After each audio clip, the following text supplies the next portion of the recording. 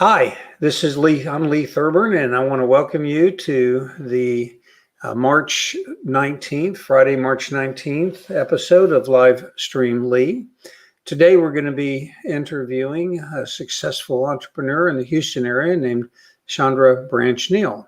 But before I do that, I want to cover just a couple of quick things. First of all, if you'll go to livestreamlee.com, you can connect to our community by clicking the Join My Community link. And when you do that, not only will you have access to information that I cover on some of the episodes, worksheets and things like that, but you'll also be able to click on a link that'll allow you to profile your business. One of the things that you get when you create an account, which is on the Apricot Rocket system, is you get access to our network of people that are business owners and consumers. And if you'll profile your business, there'll be a red button at the top of the community page that'll say list your services. If you click on that button, you'll be able to list the services that you offer as a business if you're in business, and help you get some exposure to potential new customers. So that's one of the many benefits that you get from using the community technology, Apricot Rocket, that we use in our as part of our system. Today, we're going to be visiting with Shandra Branch-Neal. And Shandra is the founder and owner of T2 Bookkeeping and Tax Services. She's down in the Houston area. And I'm now going to ask Shandra to join us. Hi, Shandra, how are you? Hi, Lee. How are you today? I'm good, thank you. So, folks, I'm hoping that we have, Shandra told me just a minute ago that I'm breaking up a little bit on her end, so hopefully we'll have a good connection. But in any event, we're going to plow ahead. Shandra, please give us a little overview of your company and what kind of services you provide to people. Oh, great. Thanks for having me. My firm, T2 Bookkeeping and Tax Service, is a boutique bookkeeping and tax firm. Basically, what we do is we work with self-employed individuals, and we help them to pay themselves first, to manage their expenses, to cut their taxes, and to build a nest egg. More recently, what we've been able to do is to support them in getting funding through the PPP and the EIDL loan programs as a result of COVID-19. Well, I'll bet you've had a lot of activity in that arena because it's been a pretty, obviously a big need there. So roughly how many different PPP or EIDL loans have you been involved in helping clients get so far? So far, I've been able to help business owners secure over $1 million in funding. That's impressive. Have you begun dealing with the forgiveness on the PPP loans? Have you begun filing forgiveness applications, or has that opened up yet? For the first round, it has opened up, and for some that has expired if they haven't already applied for forgiveness. But yes, we are supporting our clients with loan forgiveness as well. Specifically, what we do is when in the onset, when we help them to apply for the loan, once they're approved, we ensure that they have payroll set up and they have all the reports that they need. So when it's time to request forgiveness, there's not going to be any question as to how the funds were used. You know, there's a lot of questions I think people have about PPP loans. And if I understand, there is still a window of opportunity to apply. Is that correct? That is correct. The deadline right now is the 31st of March.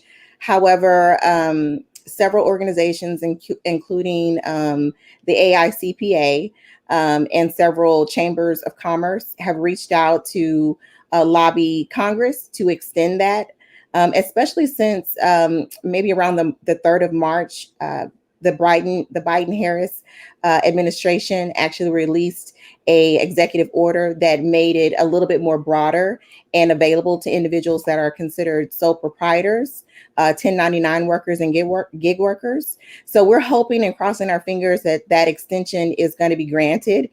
So far, it has passed the House. We're just waiting on the Senate approval. For people that are sole proprietors or gig workers, what kind of funds would be available? Can you give a couple of scenarios that would indicate, what might be available for people that, have a modest, either a modest side gig or a modest income from their activities? Because obviously not everybody that starts a business is making $1 million a year. So what That's would be some reasonable sort of parameters that somebody might, look at or fit into?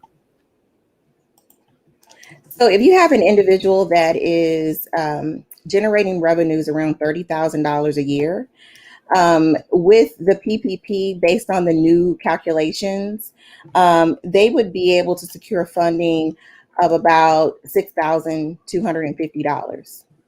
So Okay. that's pretty doable.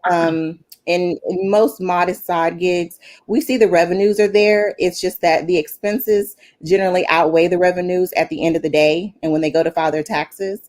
But as a result of the new calculation, they're changing the way that they're looking at their income, and so they're looking at gross receipts instead of their net profit, which Oh, is very very helpful. interesting.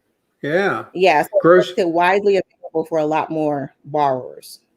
So generally speaking, if from our previous conversation, if I have this right, so somebody making around 30,000 a year, that's around 2,500 a month gross receipts. And so Correct. around 2.5 times their monthly average in gross receipts would be approximately what they would be qualified for. Does that sound about right? That that is Okay. exactly correct. Okay. So folks, With if you the happen, exception, I'm there's sorry. one exception. If you are in the restaurant industry, they've made an adjustment. Instead of it being 2.5 times, it's actually 3.5 times, Oh, which wow. is offering additional support for those in the restaurant industry. Folks, if you're watching this and you think you might qualify, you certainly have time to reach out to Chandra and see if she can help you get a loan. So by all means, do that. I'm going to put Chandra's information on a little ticker tape here in just a minute, so you'll be able to reach out to her. Chandra, tell us, how long have you been in this business and the industry? How long ago did you actually start your company?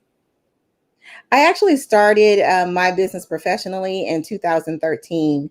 Prior to that, I, just supported friends and family with their taxes. But I have a love for numbers, so I decided in 2013, I may not want to continue my current profession as an insurance agent, and so I wanted to capitalize on that. So I started off part time as a tax preparer, and that's how I got started. So, describe your prior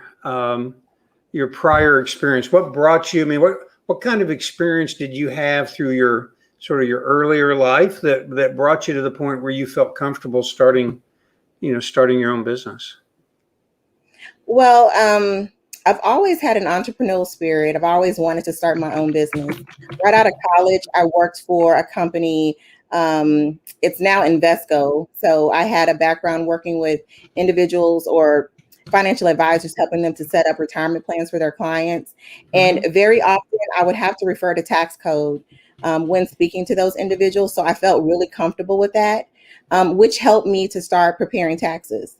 And, as I progressed in that career and decided to make a change and jump into insurance because it was a natural progression to have the insurance and financial services background, I saw that my desire to work with numbers was way stronger than my desire to put together a really comprehensive and broad insurance program for an individual. So I decided to make the leap. When you first started out, how did you get clients? You went from, it sounds to me like you went from insurance into accounting, but I mean, you had experience in the accounting world, but you went into, starting your own accounting and tax firm. How did you get clients? What did that part of your journey look like? Well, I was able to reach out to some of my existing insurance clients, and I had already built trust with them. So they were willing to allow me to move from just their insurance agent to preparing their taxes. In addition, I developed strategic partnerships with individuals that I knew that would be able to refer clients. So the bulk of my business in the beginning was referral based. So, what was the biggest challenge that you experienced as you were growing your business? My biggest challenge was that I was working full time and trying to grow my business. I wasn't at a position where I was ready to take the leap from corporate to being a sole proprietor, so to speak, or a self employed individual. I still needed to be able to fund my business so that it could grow. So early on, I hired support, and together as a team, we worked to make sure that we were able to support our clients and that we were going in a positive direction. So, you said early on you hired support. What does that mean? Does that mean accountants well, I mean, excuse me, attorneys and risk management people? I mean, you came from the risk management world, so what kind of support did you need? Basic office assistant support to make sure that Okay. the phones are being answered and my clients were being serviced and emails are being responded to in a timely fashion. Although I was doing the bulk of the work, the support staff was there to really assist me, and I, credit that staff with the growth of my business because I would not have been able to, at some point, take that leap from being working full time and having a business full time to just working my business full time. So, what kind of impact did starting a business have on your time and your home, your sort of your personal life? Was it at all different from being employed by somebody? Was there any changes? Oh my goodness, there was so much change. When I started working, I think it was understood that I was going to be home more, but that wasn't the case. I have three small children and a husband, and they are very demanding of my time. So it's really a struggle, even especially during COVID, to juggle, that whole dynamic.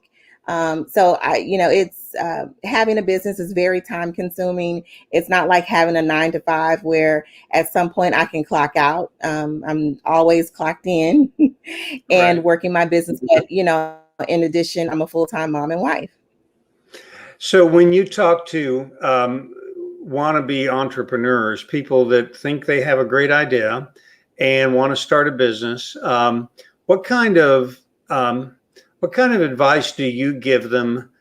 Uh, you know, about how to get off on the right foot. What do you tell them?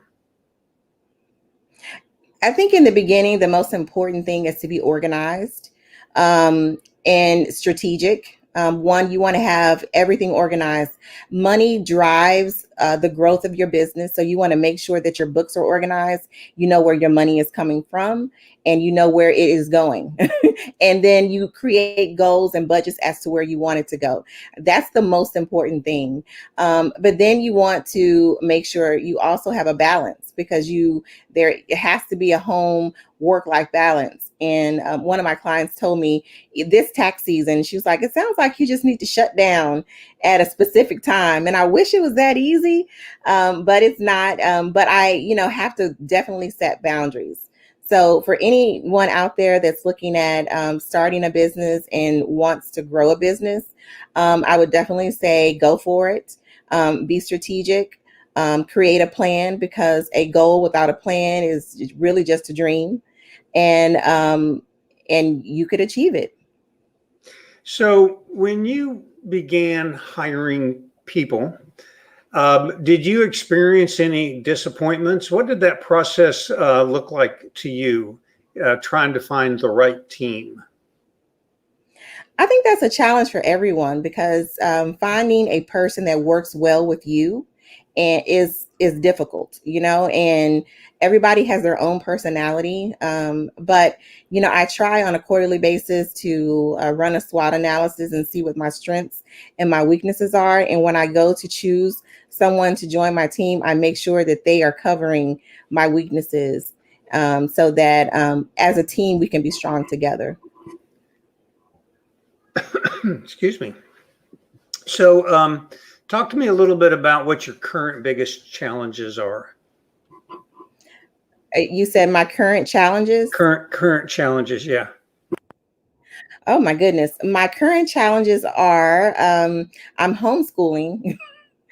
I have a virtual learner, so trying to balance getting her to do her work and doing my work at the same time is tough. And like most entrepreneurs right now, I am working from home more than I'm working at my office, just to remain safe and to keep my staff safe. So, that is a huge challenge, trying to juggle this whole new adventure that we have involved with COVID-19. I mean, this is new for everybody. And it's really a struggle trying to balance everything because, like I said before, as a full-time mom and wife, if I'm here, their expectation is that I'm focused on them and not on work. I've seen some of the challenges. Folks, Chandra and I are part of a networking group, and she has a very energetic little young man running around the house that sometimes just needs attention, and that can be a challenge working out of your house. It is. So what are your how many people work for you? I've had the pleasure of meeting 3 other people, and they've all been just delightful. How large of a staff do you have, and how many clients do you currently work with? I currently work with about 30 clients on a month-to-month basis. I have over 400 tax clients. My staff, I have 1 office staff person, and I have about 3 to 5 individuals that are more contractors. They're independent and they prepare tax returns, and they're pretty much working for themselves, but they're affiliated with our firm. Okay. Well, you seem to be growing quite a bit. And again, the staff that I've had the chance to meet have been delightful people. So what are your plans? Where do you see your company being in, let's just pick, say, 3 years, 5 years? Give me a couple of horizons of what you see the future looking like for your company. Hopefully, in the very near future, we'll be back in our office and we'll be able to expand our office, our footprint there. I plan to bring on more individuals on a self-employed basis and expand around the nation. Right now, we service individuals in all states, so we're not bound by any borders. And we do even have some international clients. So moving forward, I'm just hoping that we can continue our pace of growth and bring on new people, help more people, and help small businesses to grow.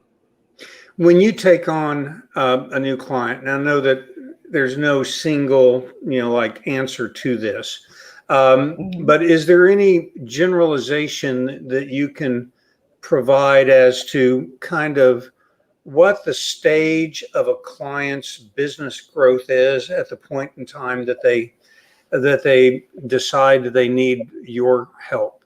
Are they usually just starting? Are they, do they wait until they reach on average a certain revenue threshold? I mean, what are some of the attributes of the kind of client that that you typically take on, and when they say, "Oh, I need Shandra"?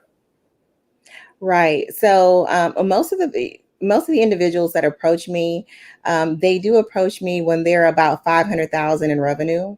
But the drawback to that is that things are not how they should be. They've been operating and functioning as a business, but from their books and the way that they handle their finances, the way they're paying themselves, there could be issues. So my recommendation is from the onset, if we aren't doing anything but setting up your QuickBooks and training you on how to use it, and then on a quarterly basis, jumping in just to make sure that everything is right, and you know, getting some advisory services, you know, every once in a while, twice a year. That's what I recommend when you're first starting out. You may not need us full time until you have 500,000 or more in revenue. But I do strongly recommend that at least you allow us to help you get organized in the beginning so that you can stay organized.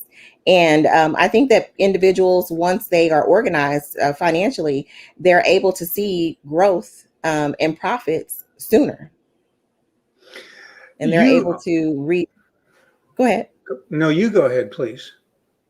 No, and they're able to make strategic decisions about where to move their business when they know what the finances look like.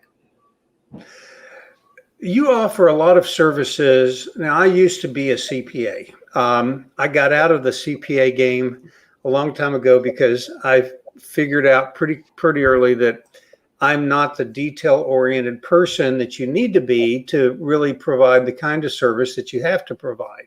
So for me, it made sense to move on to something else. But you offer a lot of services that CPAs will offer. Do you compete with CPAs? Do you just cross over? Do you work well with them? Kind of describe how you fit into that ecosystem, if you will. We're definitely here to support CPAs. Sometimes they don't want to take on the day-to-day, you know, transactional activities involved with bookkeeping, and that's something that we can support them in. And we allow them to handle the advisory and provide the financial statements and explain the financial statements and provide the CPA task. We allow them to do that. So we don't try to step on anybody's toes. We're only there to help how you want us to help you. And as a business owner, you know, I can definitely relate. You know, individuals that are CPAs may kind of feel that we're a threat, but we're not. We're here to help. And we're here to support them. You know, even if they have an overflow of taxes, and everybody has a specific client that they want, but they're able to generate leads from other places. So it may not be their ideal client. And maybe that's somewhere we can step in and support them as well. When a client has problems with the you know, with IRS, they get an audit letter, that kind of thing. Are you able to help them with that kind of stuff as well? Limited. We can assist them on a limited basis if there's something that we can do as far as maybe amending a return to include income that they may have excluded, and we can find some additional deductions as a result of that income, then we'll support them in that respect. But we will definitely refer them over to an enrolled agent or CPA. Gotcha. If and, you know, we can handle payment arrangements as well. But anything beyond that, we generally try to refer them over to a EA or CPA. Is there an industry or segment of the business world, like contractors or small retail companies, or you know, is there an industry or a segment of the business world that you tend to be more predominantly working in? I mean, down in Houston, everybody thinks oil and gas. I mean, but there's a lot of little contractors that do different things for the oil and gas industry. But is there an industry in particular that you have a sort of a dominant position in? We work with service-based businesses, similar to real estate agents, insurance agents, attorneys. We do work with some construction, roofing companies, and a few restaurants. So, you know, our ideal client is in the service-based business. So, okay. Well, what advice, if any, can you think of that you would give people as we go to this this new phase of opening? What kind of I guess, what kind of advice would you give to people as we open the economy back up? From an accounting perspective, is there anything that you would have people think about or be aware of, you know, as advice? I would just say go at your own pace. Everyone is not ready to, fully have their mask off. But, you want to definitely be flexible. And if you don't want to be present, then just offer alternative ways in order to reach your client and to fully service your client. Superior service can shine a huge light on you, especially if you are lacking in another respect. So if you don't want to meet with them in person, but you're offering excellent service, then that will help you to definitely retain. At least that's what I've seen. That would help you to retain business and continue to grow. So, I mean, my only advice is to go at your own pace. Everybody's not ready to be 100% open. I'm one of those people. But we will, work with those who we can work with. What does an initial conversation, a potential where you're interviewing a client to see whether that client is a good fit for you, what kind of information should the client have available to be able to help you assess whether or not you can help them? So first interview, if I was to call you up, what kind of stuff should I have kind of at my fingertips to be able to answer questions? What kind of stuff do you want to know? Basically, since I work with a lot of startups, I'm just looking to kind of understand how they operate, to give me a day in the life of how your business works so that I can kind of understand what is a deductible expense and what's not a deductible expense. Are you already, do you already have an accounting system in place? If not, what are you using? How are you measuring profitability? How are you keeping track of your expenses? Are you just using your bank account?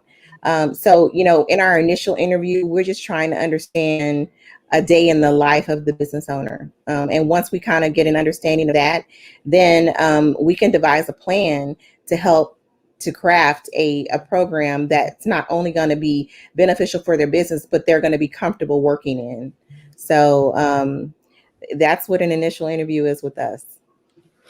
Folks, I had the pleasure today of being on a call with Shandra, and three people on that call have used Shandra as a professional to help them with either taxes or accounting and things like that. And I got to tell you, everybody raves about her. Her commitment is, her client first, and to just doing a really good job is basically what they all raved about. And if you know somebody that needs bookkeeping or tax services, or if maybe you fall into that category, give Shandra a call. You can find her number at t2booksandtax.com. You can go to t2booksandtax.com. You can find her on LinkedIn, and I'm just going to recommend her. She's she's good at what she does, and she's passionate about it, as you can tell. Shandra, thank you for taking time to visit with me today and visit with our viewers. And I look forward to continuing to hear how your business grows. Thank you, Lee, and thanks for having me. All right. Talk to you later. Bye. Bye. All right, folks. Shandra Branch-Neal, I'm going to put a graphic back up so that you can get in touch with her, t2booksandtax.com. And she's passionate about what she does. Okay, every Friday we have a different entrepreneur that we interview, different kinds of businesses, different stage of their business, and hopefully you'll be able to learn a few things from them. Thank you for tuning in today, and please come back. And by the way, again, go to livestreamlee.com and check it out. I also would like to mention one of my sponsors, and my sponsor for the day is Scott Reeb. Scott Reeb is actually not just a sponsor, he's a friend, and he's my attorney, and he's darn good at what he does. Scott is a business attorney and also an entrepreneur, and he provides great advice. I've known Scott for over 10 years, and when I have a new idea, I call Scott and run it by him. If somebody presents me with an opportunity or a business proposal, I look at it and then I call Scott and run it by him because I trust Scott's judgment. It's important for us as entrepreneurs to have people around us that we trust their judgment. And Scott is one of those people that I trust. If you do not have a good, solid business attorney relationship, somebody that you can call up and run ideas by that you trust their judgment, go to reeblaw.com and check out Scott. I'm going to put his graphic up here. Go to reeblaw.com and sign up for Scott's newsletter. Just give Scott a call, get on his calendar, and he's always glad to meet new people. Scott Reeb, Reeb Law, good guy to know, good guy to have in your corner. All right. So with that in mind, I will see you on Monday at 3 o'clock, and we're going to have a really great conversation on the topic of building a recurring revenue stream versus a non-recurring revenue stream. What's the value and benefit of one versus the other in your business? Thanks for joining, and we'll see you on Monday.